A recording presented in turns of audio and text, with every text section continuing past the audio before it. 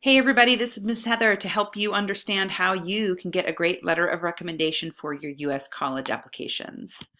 Remember, there are two kind of categories of elements, those on the objective side with some kind of measure about usually your academic performance or a listing of your extracurricular activities, and then those narrative components, including the letters of recommendation that bring all of that business to life when despite it being a great accomplishment for any individual student, what their academic record is or their extracurricular achievements, they can be very similar to others in the applicant pool, and these qualitative elements help bring all of those things to life. But the letters that you're asking for in your college application are super specific. They require a very specific purpose and a very specific set of contents. And the most important purpose they can serve is to reveal the important intangibles about you that we can't get anywhere else in the application. Most importantly is that adults are telling stories which reveal your sense of engagement with ideas, with people, with your community, etc. Also important is the extent to which that you have been inspired to take full advantage of what are your talents and your abilities. There is always a premium on an adult saying how much you are interested in being challenged, a healthy ambition of sorts. Just like the Nito value of generosity, colleges are very interested in hearing about your interest in making a difference at any scale, really. Maybe to another individual in your class, maybe to your community, maybe to your family, whatever it is. But how is your field of view and field of influence go beyond your own particular success? In addition to hard work and intelligence and perseverance, those are the things that are implied in school success, there's a real premium on understanding qualities like creativity, curiosity, and collaboration, which is really the hallmark of classrooms in the US.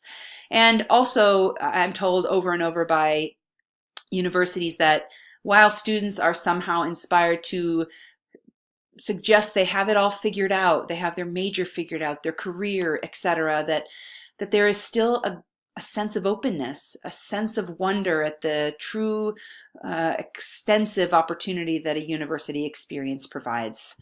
And can teachers and counselors capture that for them?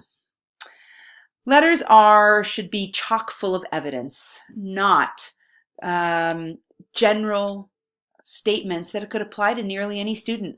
So in addition to bringing you to life beyond what an A might imply or a grade, it's all about contextualizing your success and performance.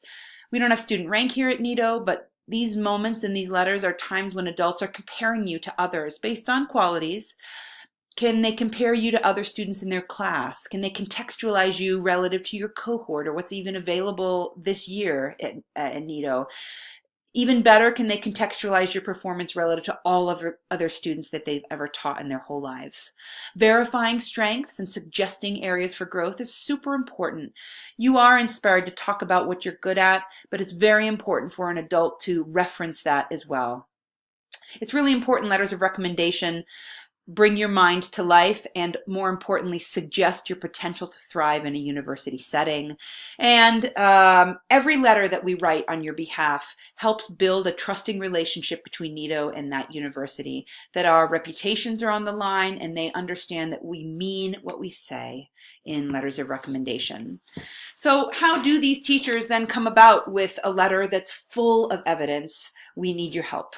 You are the best owners of your academic experience, and we need you to give us some raw material in which to write these letters that they can include concrete details that are applicable only to you.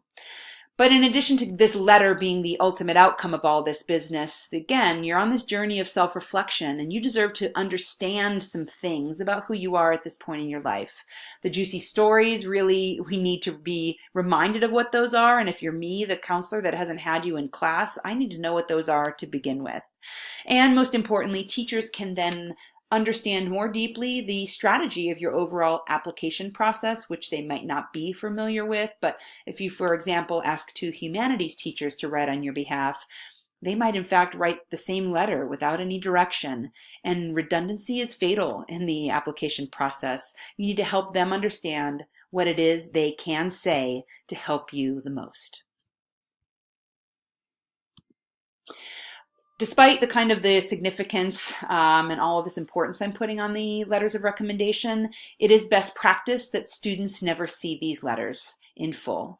Letters should remain confidential, in my opinion. The U.S. government does give students the opportunity to view these letters. However, that comes with two, I think, serious trade-offs. One, if teachers know, and they will if you do not waive your right to see these letters, they will write less candidly. If they believe that you and your parents might take this home and workshop it over a bit and somehow analyze if they've written, quote unquote, the right things, teachers will always write a letter in support of you.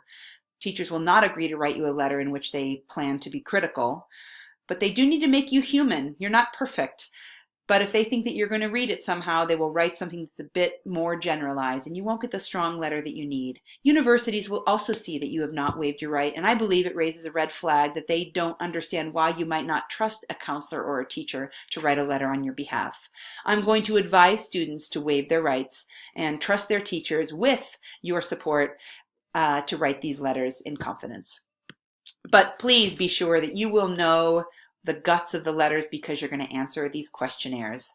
The questions that are on the questionnaires for counselors and teachers aren't just questions that I'm interested in or teachers, but universities tell me directly. Every year I work hard to update my understanding of this, and I ask them, what were the best letters of recommendation that you reviewed this year?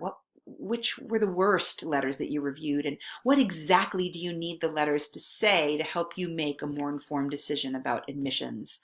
So please be assured that these are highly functional, highly insightful questions that we need your feedback on to move this forward. The counselor letter is a floodlight, really expressing the whole arc of your NITO experience as a learner and as a community member. The teacher letter is a spotlight, which has a very more specific and narrow application to your experiences in their classroom. Answers to these questions need to be detailed. I implore you at each time to show me what you mean. Use detailed examples rather than a response that one of your best friends or peers could also provide. Think about, could someone else say exactly what I just said? If not, try to make it more detailed and more specific to you. The reminder to use examples is in the questionnaire in Naviance, just not on this slide. So the questionnaire for counselor goes this way. Can you describe, reflect, analyze your best academic experience in high school? What are your strengths intellectually, personally, etc.? About strengths, what I'm really curious about is, where have these strengths been visible in our community and in your experience? And how has our community benefited from that? Who are you as a learner and how have you grown over time? It helps you understand where you've come from and where you'd like to go next in college. Number 4, I learn a lot about kids to this question. Do you have any unusual competencies, talents, or leadership abilities? Go nuts. Responses to any of these questions do not need to be technically sound, perfect, beautiful. Give me lists. Give me bullet points. Give me stream of consciousness. Give me vivid details. That's what I want the most. Number 5 is a really valuable one. How have you demonstrated a willingness to take intellectual risks? Number 6, what motivates you? What excites you? That may or may not be anything that you're doing in school, and I'd love to know about it. Who are you as a community member? What are your most, kind of notable, memorable personality traits? Here's an important one that I added last year based on university feedback. What's most important to you? Really, this is, remember, our emphasis on highlighting values. What is most important to you? And how is learning connected to that idea? If you say you care about democracy or freedom, how is learning connected to that? If you say you care about women or animals or sustainability, how is learning connected to that? Number 9 is about choosing a NITO value that you feel that you've embodied the most, developed the most, or benefited from the most. Colleges are looking again for students who are going to make a difference that are aligned to their values as well. And then if we could make a brand tagline for you, boil your beautiful spirit down to a Post-it note. Help me understand what that might be. Teachers have similar questions, but a bit more focused. What has been the best piece of work in their class and why? It may or may not be the piece of work that you got your best grade on? When have you been proud in this class? When have you been challenged in this class? Please provide specific details, the moment, the set of moments, the unit, the course, assignment in which you were challenged. Then there's this real premium on describing qualities beyond intellectual ability, work ethic, things like that. Collaboration, innovation, leadership, and communication are hugely important. Start at the cliches if you must about all of these, but then really try to understand how you are going to make each of these qualities your own and what you're bringing to the class. Number 5, curiosity is a really big concept for colleges, and that are students interested and willing to go beyond just the expectations. Teachers are going to be interested. Did you enjoy their class? Do you enjoy their field in general? That will improve the tone of the letter. How have you grown over time as a learner in this class? I think the 2-year course sequence in IB is a great benefit in that regard. Number 8's a really insightful one that at MIT I think gave me this one. What does it really mean to understand something in this class? I know that I took calculus in high school, did fine, and didn't understand anything when I really think about it. So what does it mean to you to understand something in music or in physics or in literature? It's fun to share with the teacher what your response to that question will be. Number 9, what is the most important piece of constructive feedback you've received from this teacher? What did you do about that?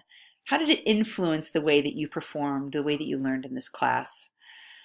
And number 10, what does success in this class mean to you? What does success look like to you? I'm inspiring to step away from your grade or your percentage or your predicted grade and allow yourself, be generous to yourself to appreciate that you've had success in this class. And where is it? How do you define that? These surveys are now available on Naviance, and you've got 2 weeks, including time in university seminar, to complete these. This may be hard to do, but this is only the warm-up for essay writing, folks. It's time to get into this mindset, and we need to get these done in the next 2 weeks, allow teachers to begin writing, allow me to begin writing, and allow you to get on to other important tasks. Everyone applying to U.S. colleges needs to complete a questionnaire for me. Everyone needs to complete a questionnaire for at least one teacher. Then we go school by school to see how many minimum number of letters of recommendation they require from teachers. The vast majority require 2, and in some cases you can ask for a 3rd, but let's talk about that. When you're inside the surveys in Naviance, which will remain editable, remember to click Save inside the window and don't close the browser, or else all your great insight will be lost. I know you all are chomping at the bit to get your teachers kind of on board about all this, but if I might please ask you to wait. We'll review a professional and respectful process. They aren't seeing responses to these questionnaires yet, but I would like for you to be able to go to them with a body of work saying, not only am I asking for this very important and time-consuming favor, I've done some heavy lifting already, and we're going to be in this together. 2 weeks, folks. All the questionnaires are going to be due because we're moving on. So that's it, everybody. I am really, really, really excited to get to know more about you through these questionnaires, and I'm excited to get writing to support you for your U.S. applications. Good luck!